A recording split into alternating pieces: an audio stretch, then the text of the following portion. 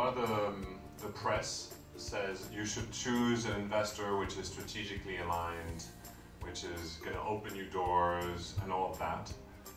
But some projects are where you're so small and you're so niche, where really, you know, you could spend a lot of time looking for somebody strategic and so on, but what you really need is time and money. And the easiest way to get time and money is friends and family. So if you're shy about asking, you know, your friends and family, I can tell you, I asked my friends and family because I really wanted to get started, and some of them expressed an interest. I had no idea they had money. Some people have money in their bank account and they still, you know, you couldn't tell from the way they dress. So don't be shy in that first ask, because there's a lot of money out there we just don't know about. Something that really helped me was an email template from a guy from San Francisco, where it was an email you could tell, you know, was being sent to 100 people. And I did that. I sent an email, I did that nasty thing where I sent an email to 100 people asking them for money. And it had parts in the email that were highlighted, and it was like a real sales email. And I got, you know, I would close my round like that. So, really? You know, because if you say in your email, these are the people who are already in, and this is what we have, and it's now or never, then that works. That's just basic sales technique. So you just apply the sales technique to fundraising, and you will become a good fundraiser, I think. I wish I had been more direct and sort of ABC, always be closing, probably in some of my processes. And I think what I ended up doing is wasting a lot of people, not a lot, but wasting a fair amount of various people's time who never were going to invest.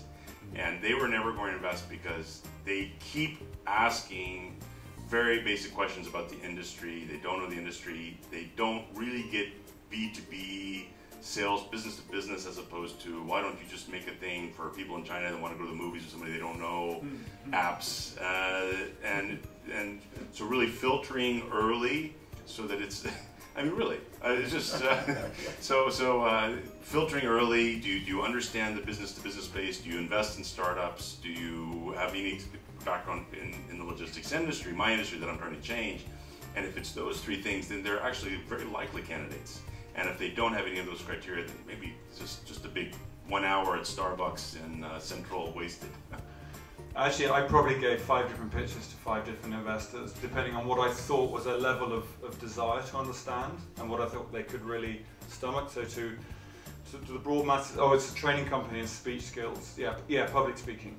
But to others, no, this is catching a trend of exactly where HR technology is going, and a millennial tolerance for learning and self-appraisal, and it's a very different conversation. So I think, you know, the filtering thing is so important.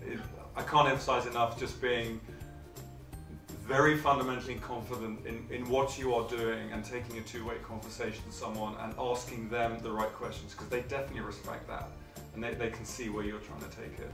No, it was, for me it was the same pitch for everyone. Pretty consistent? Yeah. I mean, some people have no interest in hearing the pitch actually, so you don't have to give it to them. Some people are willing to invest just based on a recommendation or a referral, or you know, I don't even know, like, half the money I raised, I don't even know why they invested. I know it was something they heard. Well, let's also put this discussion in perspective, please, guys. Okay, these are all pre-Series A startups, so we're also talking about people who are putting in how much at a time? The smallest ticket was like 30K, 30,000. 30K, and I know from Max Openport, I know smallest ticket is even 10K, right?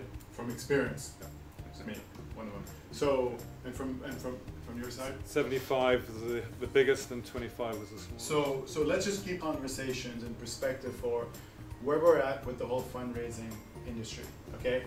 Pre-Series A, because now, yeah, go on. But my biggest ticket I got from a fund which did not meet me. But they got your email? I mean, You can.